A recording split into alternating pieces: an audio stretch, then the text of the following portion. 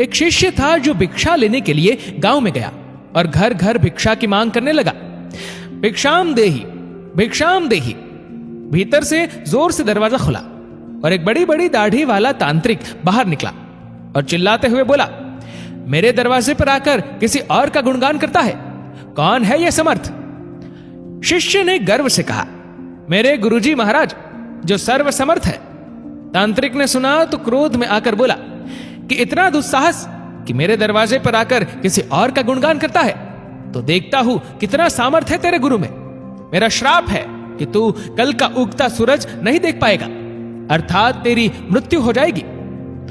शिष्य ने सुना तो देखता ही रह गया और आसपास के भी गांव वाले कहने लगे कि इस तांत्रिक का दिया हुआ श्राप कभी भी व्यर्थ नहीं जाता। शिष्य उदास चेहरा लिए वापस आश्रम की ओर चल दिया और सोचते सोचते जा रहा था कि आज मेरा अंतिम दिन है, लगता है मेरा समय खत्म हो गया है। आश्रम में जैसे ही पहुंचा, गुरुजी महाराज हंसते हुए बोले, ले आया भिक्षा? बेचारा शिष्य क्या बोले।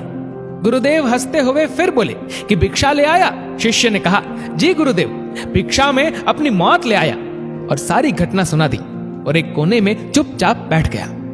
गुरुदेव बोले, अच्छा चल भोजन कर ले।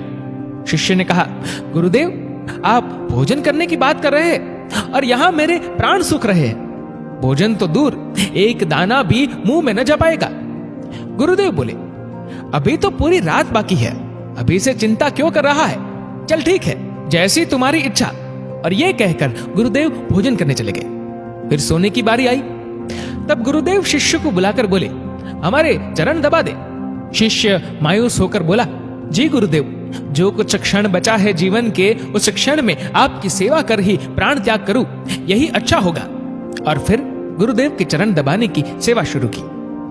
गुरुदेव बोले, चाहे जो भी हो, चरण छोड़कर मत जाना कहीं। शिष्य ने कहा, जी गुरुदेव, कहीं नहीं जाऊंगा। गुरुदेव ने अपने शब्दों को 3 बार दोहराए कि चरण मत छोड़ना, चाहे जो हो जाए। ये कहकर गुरुदेव सो गए। शिष्य पूरी श्रद्धा भावना से चरण दबाने लगा। रात्रि का पहला पहर बीतने को था।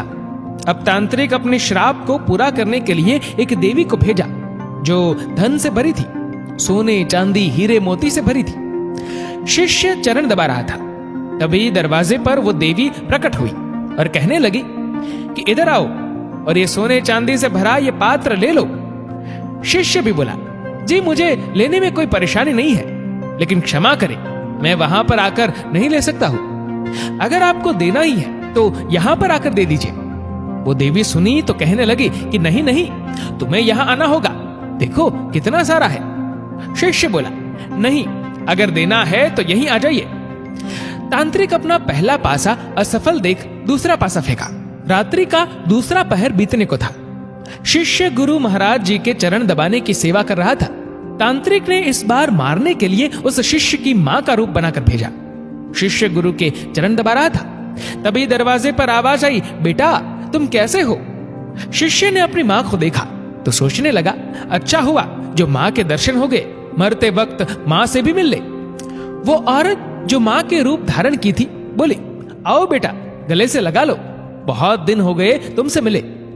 शिष्य बोला, क्षमा करना मां, लेकिन मैं वहां नहीं आ सकता क्योंकि अभी गुरु चरण की सेवा कर रहा हूं, मुझे भी आपसे गले लगना है, इसलिए आप यहीं आ जाओ। फिर वो औरत देखी कि चाल काम नहीं आ रही है तो चली गई। रात्रि का तीसरा पहर बीता और इस बार तांत्रिक ने यमदूत रूप वाला राक्षस भेजा। राक्षस पहुंचकर शिष्य से बोला कि चल तुझे लेने आया हूं, तेरी मृत्यु आ गई है, उठ और चल। शिष्य भी जल्लाकर बोला, काल हो या महाकाल, मैं नहीं आने वाला। अगर मेरी मृत्यु आई है तो यहीं आकर ले जाओ मुझे, लेकिन गुरु के चरण नहीं छोड़ूंगा, बस। फिर राक्षस भी चला गया। सुबह हुई, चिड़िया अपनी घोंसले से निकलकर चहचहाने लगी, सूरज भी उदय हो गया। गुरुदेव महाराज जी नींद से उठे और बोले कि सुबह हो गई।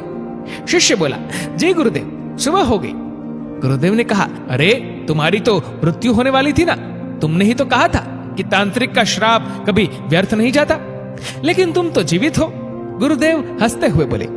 शिष्य भी सोचते हुए बोला, जी गुरुदेव लग तो रहा हूं कि जीवित हूं। फिर सारी घटना याद की रात्रि वाली, फिर समझ में आया कि गुरुदेव ने क्यों कहा था कि चाहे जो भी हो जाए चरण मत छोड़ना। शिष्य गुरुदेव के चरण पकड़कर खूब रोने लगा।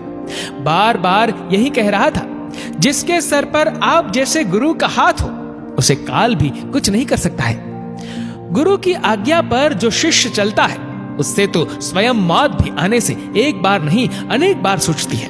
और जब शिष्य गुरु आज्ञा का उल्लंघन करे तो उसकी रक्षा ईश्वर भी नहीं करता और प्रकृति दंड देने को तत्पर हो उठती है। स्वयं भगवान श्री कृष्ण गुरु की आज्ञा सिर पर ले चले, स्वयं प्रभु राम गुरु की आज्ञा पर चले। सद्गुरु में ही सामर्थ्य है कि वो प्रकृति के नियम को बदल सकते हैं जो ईश्वर भी नहीं बदल सकते हैं, क्योंकि ईश्वर भी प्रकृति के नियम से बंधे होते हैं, लेकिन सद्गुरु नहीं। दोस्तों, इस वीडियो को लेकर आपकी क्या राय है नीचे कमेंट करके जरूर बताएगा। और अगर आपको वीडियो अच्छा लगा हो तो इस वीडियो को लाइक करेगा, शेयर करेगा ज्यादा से ज्यादा लोगों तक। और ऐसी ही और भी स्पिरिचुअल कहानियों के लिए हमारे चैनल को आज ही सब्सक्राइब करिए और हमारे फेसबुक पेज को आज ही फॉलो करें। धन्यवाद।